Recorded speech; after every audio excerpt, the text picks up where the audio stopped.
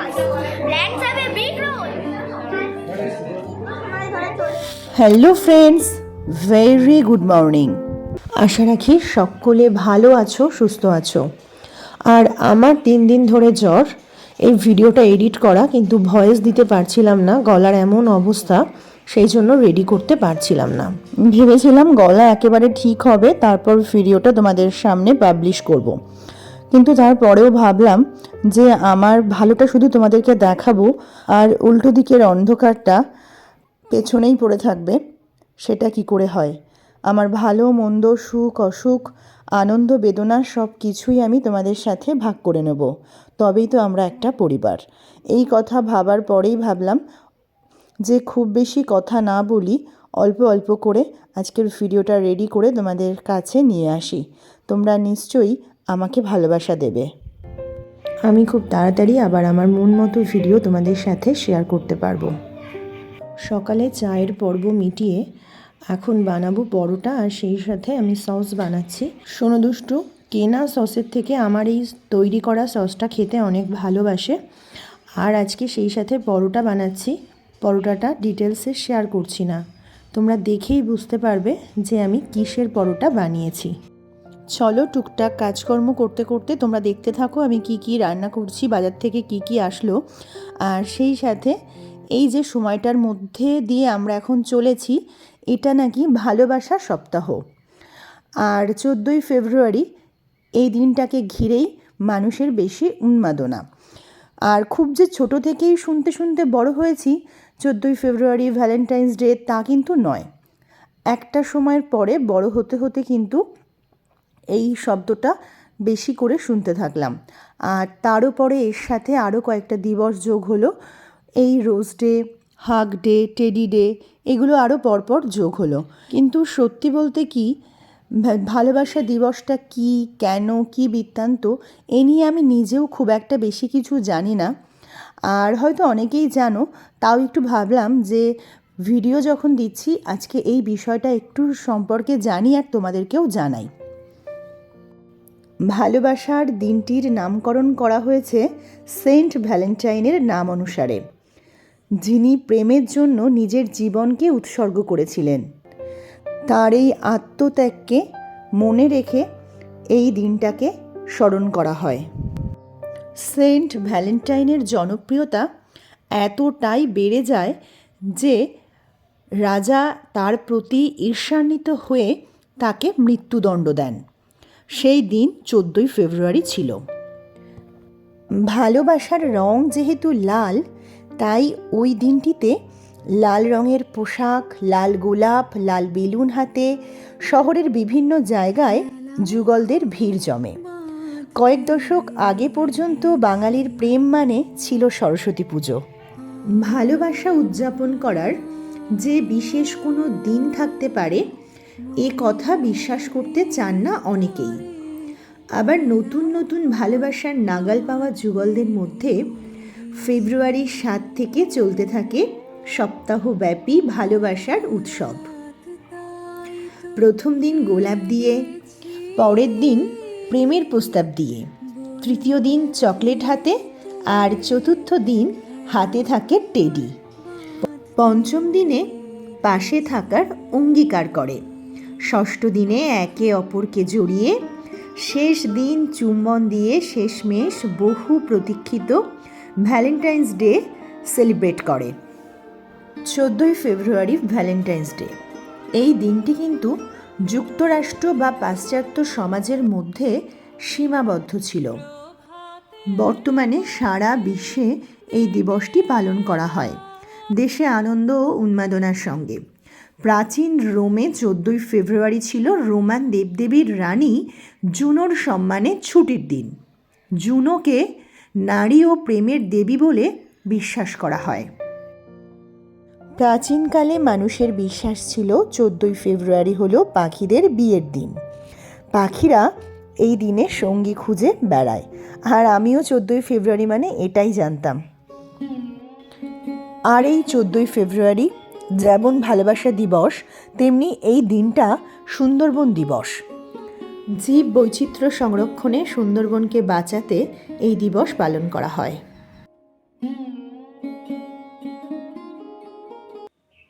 এখন 3:30 মতো বাজে। গলার অবস্থা খুব খারাপ। আগের সপ্তাহে মেয়ে আঁকার প্রতিযোগিতায় গিয়েছিল, আজকে সেখানে সার্টিফিকেট দেবে, তো সেটাই আনতে যাচ্ছি। আর ওখানে বিজ্ঞান মেলা হচ্ছে, তো দুষ্টুকেও দেখাবো, ওকেও রেডি করে নিয়েছি আমার সাথে। তো হাই করে দাও। হাই। আমাদের ওই বাড়ির পাশেই হয়েছে এটা, সেজন্য প্রথমে ওই বাড়িতে যাব, তারপর একটু রাস্তায় হাঁটতেও বেরোবো কাকিমার সাথে। তো চলো। আমি যাব। ঠিক আছে। আমরা রেডি বেরোনোর জন্য, আর এই দেখো বেরিয়ে পড়েছি। হাঁটতে হাঁটতেই যাব, কারণ পম বাড়িতে নেই, ওর একটা নিমন্ত্রণ আছে, সেখানে গেছে, ওখান থেকে ফিরে আমাদেরকে আনতে যাবে।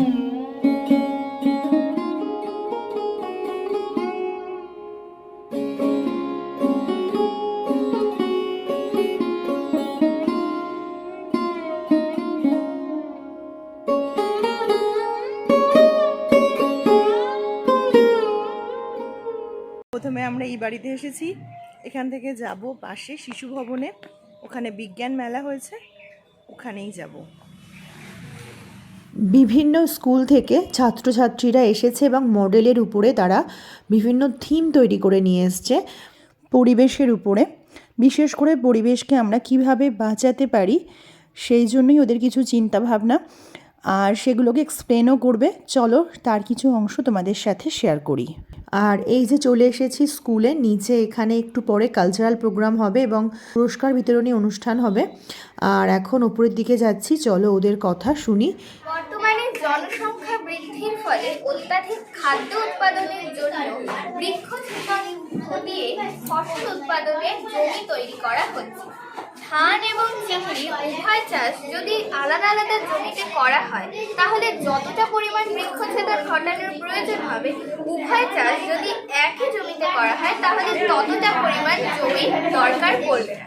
এছাড়াও দেখা গেছে যে ধান চাষের ক্ষেত্রে যে বাইরে থেকে রাসায়নিক সার প্রয়োগ করার প্রয়োজন হয়, চিংড়ি যদি ধান খেতে থাকে তাহলে চিংড়ির মলই ধানের জৈব সার হিসাবে ব্যবহৃত হয় এবং ধানের ফলনও তাদের বেশি হয়। এছাড়া চিংড়ি ধান খেতে চলাফেরার ফলে আগাছা জন্মাতে পারে, বা ধান খেতে যদি কোনো কীটপতঙ্গ বা পোকামাকড় জন্মায়, সেটাও চিংড়ি তার খাদ্য হিসাবে গ্রহণ করে, যার ফলে বাইরে থেকে ধান খেতে আর কীটনাশক প্রয়োগেরও প্রয়োজন পড়ে। ধান এবং চিংড়ির মিশ্র চাষের ফলে একই জমিতে যেমন জমির পরিমাণ কম লাগছে, ঠিক তেমনই কৃষকের ব্যয়ও কম হচ্ছে, আবার ধানের ফলনও বার্ষিক হারে বৃদ্ধি পাচ্ছে। তোমার এসএমডি স্কুল কোন ক্লাস? এই দাদা দেখো কি বানিয়েছে। তুমি কোন ক্লাস? ক্লাস 10। কোন স্কুল? বৃষ্টিটা হচ্ছে, এই বৃষ্টির জল তো অপচয় হয়ে যাচ্ছে। এবার সেই বৃষ্টির জলকে যদি আমরা একটা ট্যাঙ্কের মাধ্যমে সঞ্চয় করে রেখে সেটাকে ব্যবহার করতে পারি, তাহলে আমাদের অনেক সুবিধা হবে। একটা বাড়িতে ট্যাঙ্ক করে সেই জল ভরে রাখলে সেই বাড়ির অনেক কাজ সুবিধা হয়, জলের কাজ। সেই জন্য আমাদের একটা বাড়িতে তো আমরা সবাই থাকি না, থাকি অনেকটা জায়গা জুড়ে। অর্থাৎ আমরা যদি একটা ট্যাঙ্ক অনেকটা জায়গা জুড়ে সেখানে বৃষ্টির জলকে সঞ্চয় করে রাখতে পারি, তাহলে সেই ট্যাঙ্ক থেকে জল আমরা পিউরিফায়ার ট্যাঙ্কের মধ্যে পেয়ে দেওয়া হবে এবং সেখানে গিয়ে জলটা পিউরিফাই হবে, আমরা পানীয় যোগ্য করতে পারবো। এছাড়া সেই জল থেকে যে জলটা রেস্ট হবে সেই জল আমরা কৃষি আমরা কাজে লাগাতে হবে, বিদ্যুৎ উৎপন্ন করতে পারি। এবার সেই বিদ্যুৎ উৎপন্ন র্যানভিয়ারের পর্ব, এই র্যানভিয়ারের পর্বে প্লাস মাইনাসের যে আদান প্রদান ঘটে আমাদের ব্রেনে, তো সেটার প্লাস মাইনাসের আদান প্রদানটা ঘটে। আর এই যে দুটো নার্ভ রয়েছে, এই দুটো নার্ভের মাঝখানে ফাঁকা স্থান রয়েছে, কিন্তু ফাঁকা স্থান থাকা সত্ত্বেও কিন্তু আমাদের এই নার্ভের ভিতর দিয়ে যে উদ্দীপনাটা সেটা কিন্তু যাচ্ছে। তার একটাই কারণ, অ্যাসিটাইল কোলিন নামক এক ধরনের নিউরো ট্রান্সমিটার রয়েছে। নিউরো ট্রান্সমিটারের সাহায্যে একটা নিউরন থেকে অপর নিউরনে এই উদ্দীপনাটা যাচ্ছে। এটা হলো এই নিউরনটার একটা মেমব্রেন।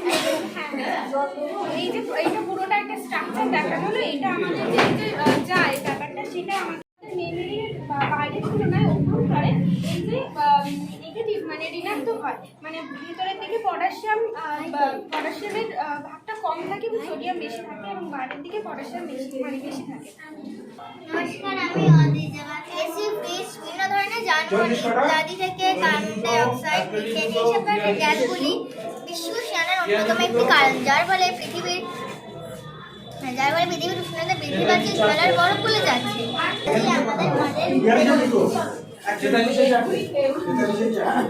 আমাদের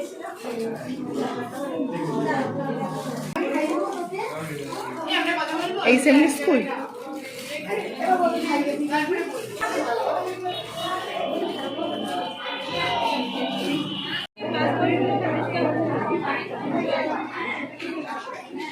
নমস্কার, আমি ভবানীপুর হরিমোহন প্রাথমিক বিদ্যালয় তৃতীয় শ্রেণীর ছাত্রী রীতিশা সিংহ।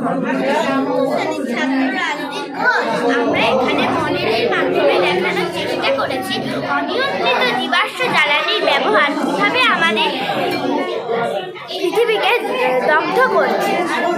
জীবাশ্ম জ্বালানির ব্যবহার নিয়ন্ত্রণ ও বৃক্ষছেদন বন্ধ করে কিভাবে আমাদের অধিক ফুলের বাস উপযোগী রাখা যায়। বিশ্ব উষ্ণায়ন হলো এই গ্রহের সার্বিক তাপমাত্রার দীর্ঘমেয়াদী বৃদ্ধি। যদিও এই উষ্ণায়ন দীর্ঘ সময় ধরে চলে আসছে, তবে গত 100 বছরে এই উষ্ণতা বৃদ্ধির গতি জীবাশ্ম জ্বালানির ব্যবহারের ফলে তাৎপর্যপূর্ণভাবে বেড়েছে।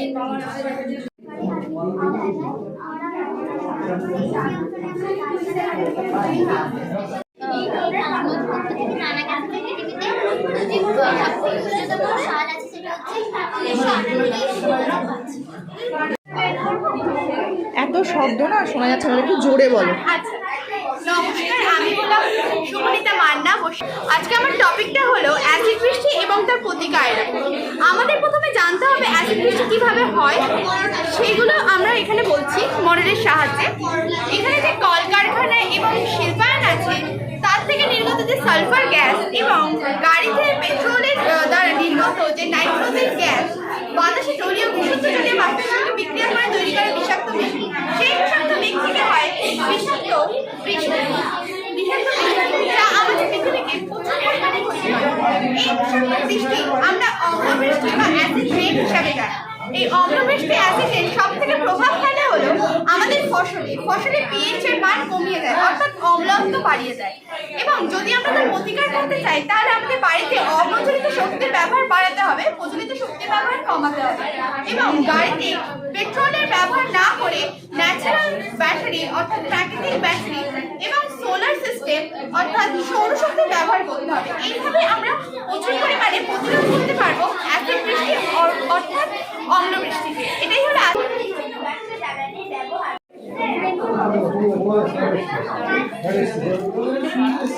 বড়জাপুর তরুণ সংঘ হাই স্কুল কোন ক্লাসে পড়ে? আমাদের মডেল হলো সূর্যগ্রহণ। যখন চাঁদ, পৃথিবী, সূর্য একই সরলরেখায় অবস্থান করে তখন চাঁদ পৃথিবী ও সূর্যের মাঝখানে এসে সূর্যটাকে পুরোপুরি আড়াল করে দেয়। এটা হলো সূর্যগ্রহণ।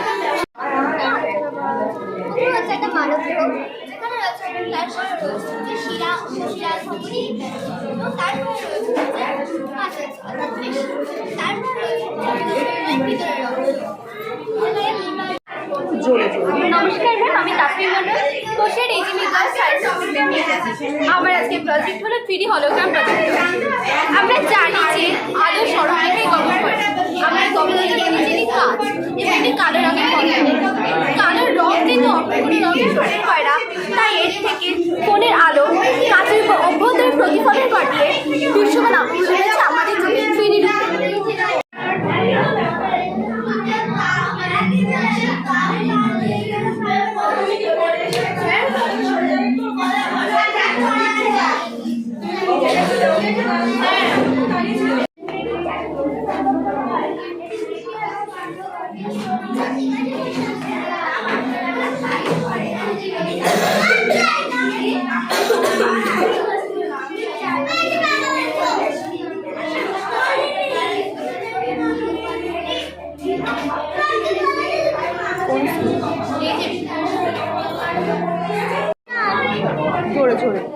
গাছের বিভিন্ন অংশ।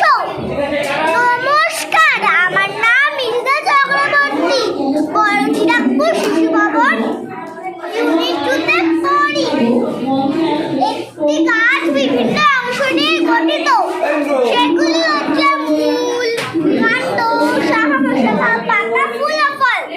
তাদের বৃদ্ধি ও বেঁচে থাকার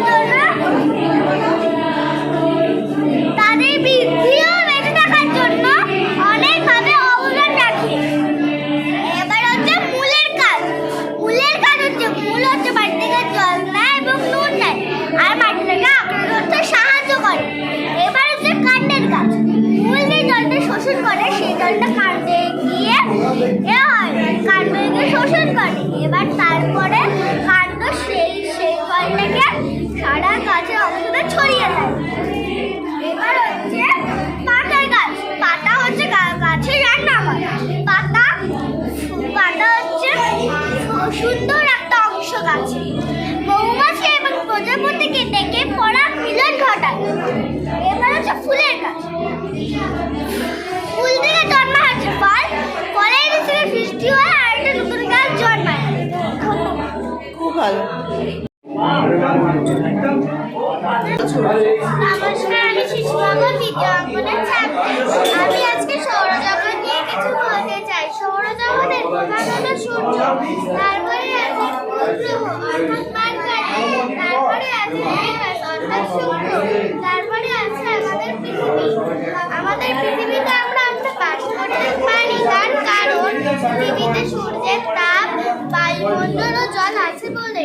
তারপরে আছে মঙ্গল গ্রহ অর্থাৎ কি বলো?